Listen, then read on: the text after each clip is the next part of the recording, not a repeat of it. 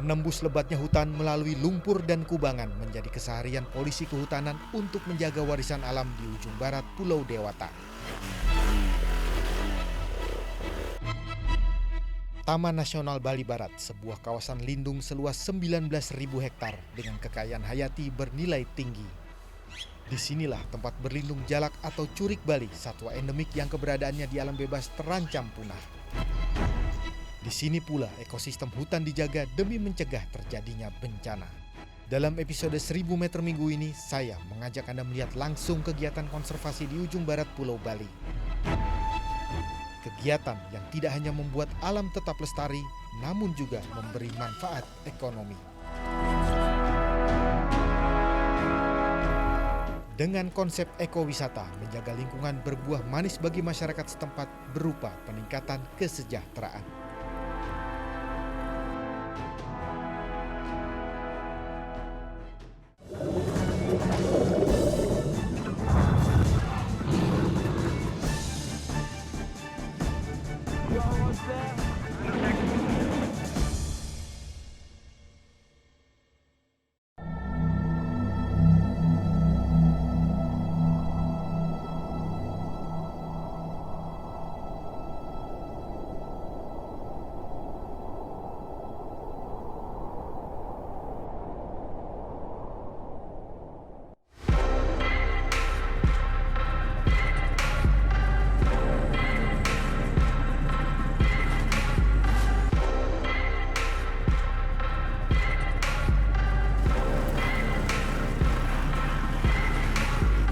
Ditetapkan sebagai kawasan taman nasional, kawasan hutan Bali Barat ini masuk dalam RTK 19 waktu itu, memiliki kendala dalam hal perburuan liar terkait burung jalak Bali dan juga illegal logging ya.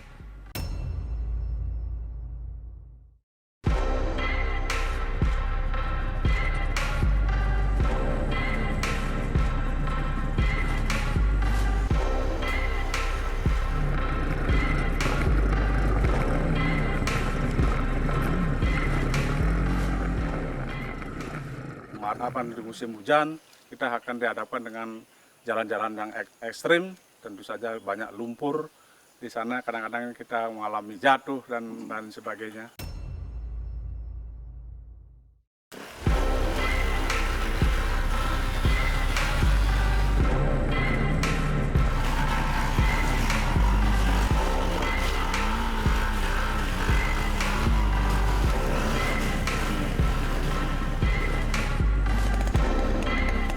Kerja keras tim patroli diperlukan untuk menyelamatkan salah satu hutan terakhir di Pulau Dewata. Selain melindungi keanekaragaman hayati serta satwa eksotis bernilai tinggi, ekosistem hutan juga berperan untuk mencegah bencana tingkat dunia. Tidak banyak yang tahu, Taman Nasional Bali Barat merupakan model penerapan standar kredit karbon untuk mencegah pemanasan global.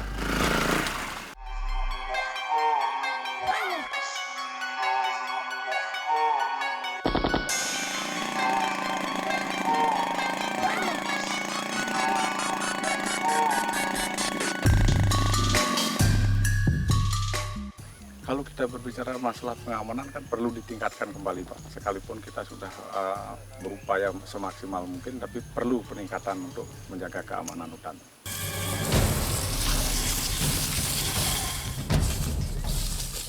Hingga kini, Balai Taman Nasional Bali Barat belum mampu memberantas tindak pidana kehutanan. Pembalakan liar serta perburuan satwa masih menjadi ancaman utama. Perilaku yang di sini sudah biasa menggantungkan diri terhadap kawasan, Pak. Jadi mereka agak susah merubah pendirian karakter mereka, agak susah, Pak. Jadi udah tergantung, biasa saya nebang kayu, jual yang dapat uang.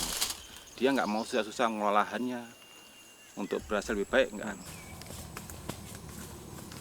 Undang-Undang Nomor 18 Tahun 2013 tentang pencegahan dan pemberantasan perusakan cukup tegas dan keras mengatur soal pembalakan liar serta penambangan dan perkebunan tanpa izin. Sekedar membawa alat-alat yang lazim digunakan untuk menebang, memotong dan membelah pohon di dalam kawasan hutan tanpa mengantongi izin dapat dipenjara minimal 1 tahun serta denda Rp250 juta. Apalagi menebang pohon di dalam kawasan hutan tanpa izin, ancamannya tegas. Pidana penjara minimal 1 tahun serta denda ⅕ miliar rupiah. Modus pencurian kayu di Taman Nasional Bali Barat biasanya dilakukan dalam skala kecil dengan motif memenuhi kebutuhan sehari-hari.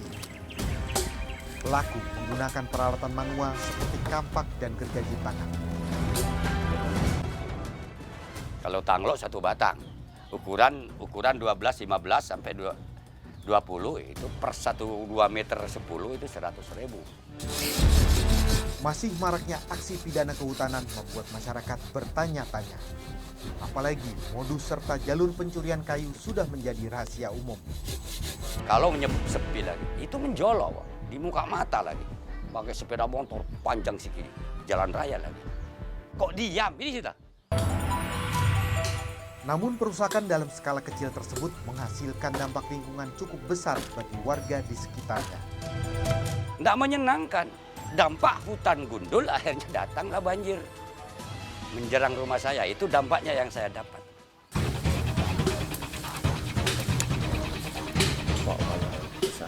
Penangkapan pelaku perusakan hutan sering memicu aksi protes masyarakat yang meminta pelaku dibebaskan. Inilah salah satu persoalan yang membuat gamang penegakan hukum tindak pidana kehutanan. Kalau ada orang mencari kayu yang yang ada di hutan produksi, tidak tahu menahu. Ada tugasnya sendiri kok, biar dia yang nangkap. Toh sebaliknya juga di hutan produksi, ada orang mencuri kayu di hutan sana, kayu tanglok umpamanya, yang harus dilarang oleh Taman Nasional.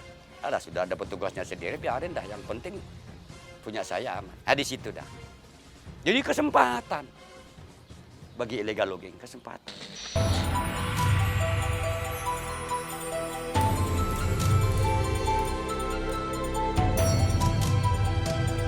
Dibawa ke belakang, dikasihkan celurit sama pedang, terus saya di sini dikasihkan belati tangan. Maaf, ini saya sampai kena belati saya Pak.